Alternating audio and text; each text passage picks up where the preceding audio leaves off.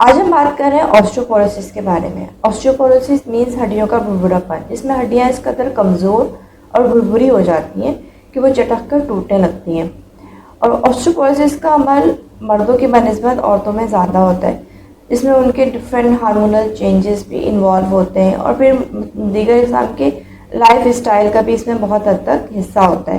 کیونکہ دیکھیں آسٹروپوروسس کا عمل زیادہ تر ان لوگوں میں ہوتا ہے جن میں سورج کی روشنی کا ایکسپوجر زیادہ نہیں ہوتا، زیادہ ان کے پاس وائٹامن ڈی اور کیلشیم کا انٹیک نہیں ہوتا، ان کے لائف اسٹائل اتنی زیادہ مناسب نہیں ہوتی ہے، یا پھر وہ جو ہے زیادہ تر جنک فوڈس کا ڈفرینٹ سافٹ ڈرنکس کا استعمال کر رہے ہوتے ہیں۔ تو ایسے لوگوں میں جو ہے ہڈیوں کا بھربھراپن زیادہ ہوتا ہے۔ اور آسٹروپوروسس اکثر اوقات خاندانی بھی ہوتا ہے، کہ اگر کسی کے خاندان میں، کسی کے پیرنٹس میں اگر آسٹروپوروسس کی یا ہڈیوں کے بھربھرے پن کی بیماری موجود تھی تو وہ آگے آئندہ آنے والی نسلوں میں منتقل ہو سکتی ہے۔ اب اس میں ایک چیز یہ بھی سمجھنے کی ہے کہ آسٹروپوروسس کا عمل جو ہے زیادہ تر شہری علاقوں میں ہوتا ہے بنسبت دیہی علاقوں کے،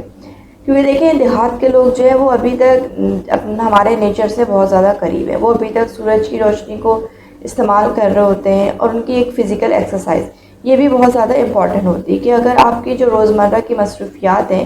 جو آپ اپنی روزمرہ کی زندگی میں کام سر انجام دے رہے ہوتے ہیں، اس میں آپ کی فزیکل ایکٹیویٹیز کیا ہوتی ہے، کہ اس میں آپ کی ہڈیاں کس حد تک جو ہے مضبوط ہو رہی ہیں۔ تو گاؤں کے لوگ ابھی تک جو ہے بہت زیادہ مشینری کے ذریعے یا ان کے پاس ڈفرینٹ ہاؤس اپلائنسز یا کچن میں کام کرنے کے لیے ابھی تک وہ لوگ جو ہے اپنے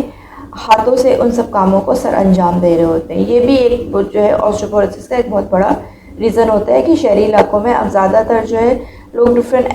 اپلائنسز کے ذریعے اور دیگر مشینریز کے ذریعے جو ہے اپنے کام سر انجام دے رہے ہوتے ہیں، اور ان کی فزیکل ایکٹیویٹیز اتنی زیادہ نہیں ہوتی ہے۔ اس کے علاوہ گاؤں کے لوگ جو ہوتے ہیں ان کا جو ہے ان کی ایک غذائی عادات ہوتی ہیں، جو ان کا ایک غذائی ہیبٹ ہوتا ہے، کھانے پینے کا جو ان کا ایک معیار ہوتا ہے، وہ بہت ہی جو ہے سادہ اور نیچر سے نزدیک ہوتا ہے۔ جبکہ شہری علاقوں میں جو ہے ہم لوگ آج کل زیادہ تر باہر کے کھانے، فاسٹ فوڈس کا بہت زیادہ استعمال کر رہے ہیں۔ اور اس میں ایک چیز اور بھی ہے کہ آسٹروپوروسس کی ایک بہت بڑی وجہ جو ہے وہ سافٹ ڈرنکس بھی ہوتے ہیں، کیونکہ دیکھیں آج کل بچوں میں بھی جو ہے آسٹروپوروسس بہت زیادہ دیکھنے میں آ رہا ہے، جس کی واحد وجہ یا ہم کہیں کہ جس کی جو ایک اہم وجہ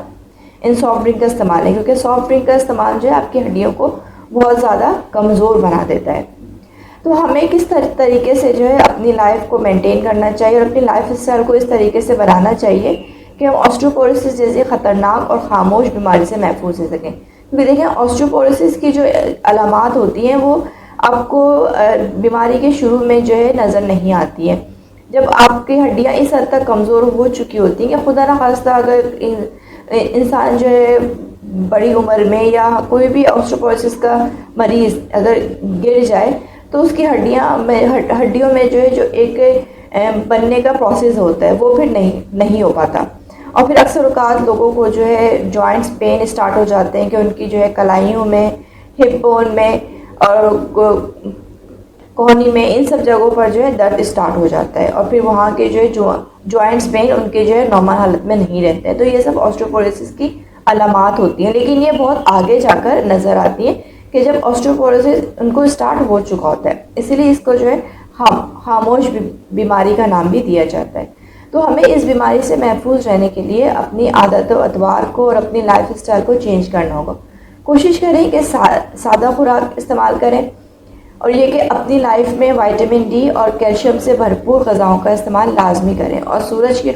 کی روشنی کو لازمی اپنی جو ہے روٹین کا حصہ بنائیں، اور کوشش کریں کہ جو ہے روزانہ کی ورزش کو اپنی زندگی میں ایک معمول کا حصہ بنائیں، کہ ہلکی پھلکی واک یا ورزش یہ سب چیزیں لازمی کریں۔ تو یہ سب کچھ احتیاط کر کے اور ان سب چیزوں کو اپنی لائف کا حصہ بنا کر ہم آسٹروپوروسس جیسی بیماری سے خود کو محفوظ رکھ سکتے ہیں۔